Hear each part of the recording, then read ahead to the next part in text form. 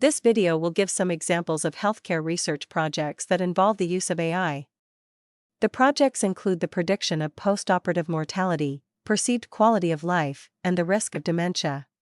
In the first example, AI is used to predict postoperative mortality after radial cystectomy, a surgery to remove urinary bladder.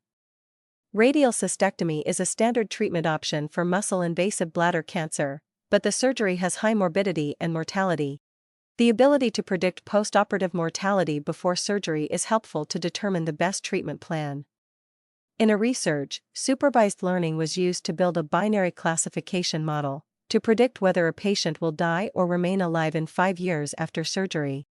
The input parameters are gender, age, albumin level, surgical approach, tumor stage, follow-up period, and type of diversion. Various machine learning methods were used to build the predictive model. Among them, an advanced ANN showed better performance, with an accuracy of 0.8 and sensitivity of 0.86. In the second example, supervised learning was used to build a model to estimate the perceived quality of life, QOL, of community-dwelling older adults, using a dataset collected from elderly care centers. The model can be used to generate early reminders on those who may need social or health support. The dataset contained 4 types of data: personal profile, financial status, health history, and health assessment, which were taken as inputs of the model. In particular, health assessment data included basic health metrics such as blood pressure, blood sugar and heart rate, body mass index, body fat percentage, and hand grip strength. Data from pain scale and balance scale. And also the results of timed up and go test, and the 30-second chair stand test. The output of the model was the perceived QOL level, which was based on the scores of the World Health Organization Questionnaire on Quality of Life, short form. Members of the elderly care centers completed the questionnaire to determine their perceived QOL, which were classified into 3 possible levels, namely, poor, neutral, and good. The model was trained with the results of the questionnaire as labels. A supervised learning method called least square support vector machine was used, and the model achieved an accuracy of 0.74. In a similar study, AI was used to estimate the risk of dementia, based on a dataset collected from care centers serving community-dwelling older adults. The dataset contains personal data, health metrics, and data collected from various scales, such as mobility scale, nutrition scale, depression scale, and pain scale, accounting for a total of 217 input parameters for building prediction model. The dataset also contains the score of Mini Mental State Examination, MMSE, as labels. MMSE is used for screening cognitive impairment, with a score between 24 and 30 indicating normal cognition, and below 23 indicating varying degrees of cognitive impairment.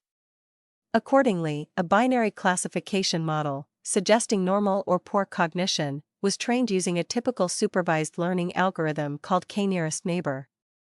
The accuracy of the model reached 0.81.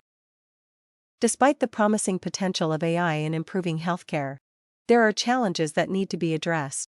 We can see from the applications discussed previously that quality of data is the key. Even cutting-edge algorithms are used. Accurate prediction models cannot be built without high-quality data. When it comes to healthcare research which involves data of human subjects, since there are more normal people than patients, or people with specific health status, samples of normal people are often the majority in a dataset, which leads to class imbalance. Models trained using imbalanced dataset tend to bias towards the majority class. For example, in the quality of life prediction research we discussed, the level of perceived QOL was rated with a score ranging from 1 to 5. In the dataset, there were more samples with QOL score equal 3, and relatively few samples with the score being 1 or 5. To obtain a more balanced dataset, the QOL levels were regrouped into 3 categories only. Namely, poor, for samples with score 1 or 2, neutral, score 3, and good, score 4 or 5. In machine learning, synthetic minority oversampling is a method commonly used to handle class imbalance. The method synthesizes more samples for the minority classes, so that the distribution of the classes in a dataset can be more uniform. In addition to class imbalance, missing data is another issue affecting data quality. When too many samples in a dataset have missing values, and are thus discarded, The remaining samples that can be used are greatly reduced. The situation could be more common for datasets acquired from community through care centers. Service users may not want to provide data due to privacy, or absent from services due to forgetfulness or withdrawal from scheduled appointments. Missing data can be handled by imputation, which is commonly used in statistics, or by machine learning methods such as the k-nearest neighbor algorithm, self-organizing map, or artificial neural network. Although big data is beneficial to healthcare research, small data scenarios are also common in healthcare. In the case of rare diseases, for example, or when the data can only be collected in specific medical institutions or under specific settings. Model training under small data scenarios is particularly challenging.